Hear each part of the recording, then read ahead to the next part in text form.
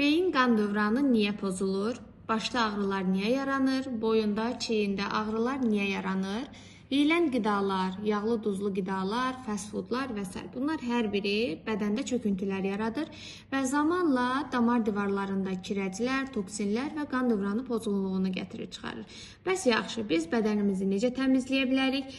Piylərdən, toksinlərdən bağırsaq sistemimizi necə təmizləyə bilərik və bu baş ağrılarının necə qarşısını ala bilərik?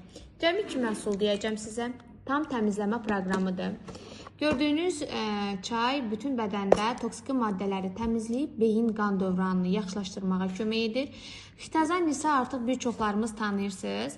Mədə-bağırsaq sistemi daxil olmaqla bütün orqanizmada şılaqlar, toksinlər, hətta illər əvvəl istifadə olunan dərman qalıqlarını belə sürətli şəkildə təmizləməyə və bağırsaq divarının işini yaxşılaşdırmağa kömək eləyəcək.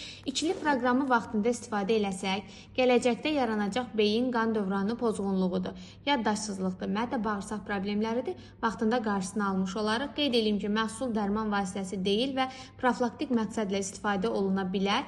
Amma sırladığım hallar kimlərdə ki artıq yaranıb, daxil olun səhifəyə, orada qeyd olunan nömrə ilə əlaqə saxlayaraq mütəxəssislərlə məsləhətləşərək düzgün şəkildə proqramları əldə edə bilərsiniz.